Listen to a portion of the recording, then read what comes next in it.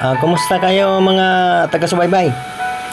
Ang pag-usapan natin ngayon mga kaibigan, mandalian lang ito ha. Tungkol po sa ating mga e-bike, electrical vehicle. Ibig sabihin mga kaibigan, paano ba ito? Ano ba talaga kuya? Alam niyo ba yung mga balita? Nagbabalita ako palagi sa inyo kasi mga kaibigan.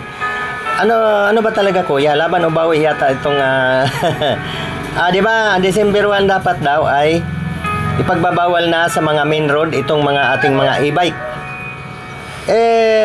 Baka mamaya takot na kayo lumabas ngayon. Binago po mga kaibigan ha. Kailangan maaga po kayo sa balita. Lagi kayong makinig sa aking mga balita. Ayon po sa mismong taga Pangasiwa. Hindi na natin banggitin natin, taga LTO. Ibig sabihin saka na manguhuli sa January 2. Next year na yan ha, 2026. Ibig sabihin dapat ngayon December 1, 2025 hindi po matutuloy ang panguhuli ngayon. Alam nyo naman siguro, baka mamaya hindi kayo puro chismis lang hinahanap niyo makikinig kayo sa mga balita. Pwede pa po, pero January 2, pag pumunta ka sa mga main road sigurado impound na yung e-bike. Kami, pinagsabihan na ako na rin ng aking mga anak. At saka isa pa mga kaibigan, bakit nga ba ganyan nung nagiging mahigpit na sa ating mga e-bike? Dapat ngayon.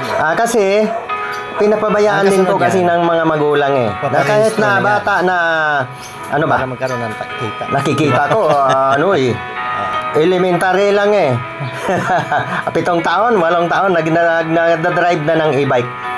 Bawal po kasi yan. Kasi pwede po yan maka-aksidente. Mabilis po tumakbo yan Alam niyo dito sa aming subdivision may nag-aksidente dito. Nag-skating siya, nagpahila sa e-bike. Dito po talaga sa tapat namin, bumagsak po. Mabuti, nakasigaw ako. Preno! Kasi kung hindi, kaladkad yung bata. Okay, ginagawa kasing laruan. Di ba?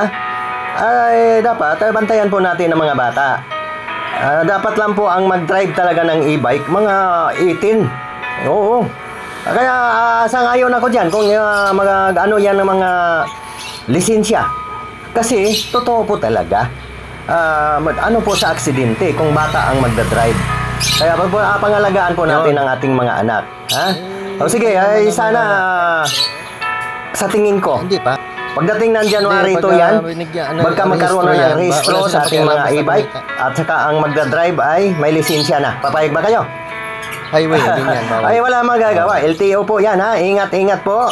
January 2, manguhuli na. Pag pumunta po kayo sa mga main road, pwede lamang po sa mga subdivision.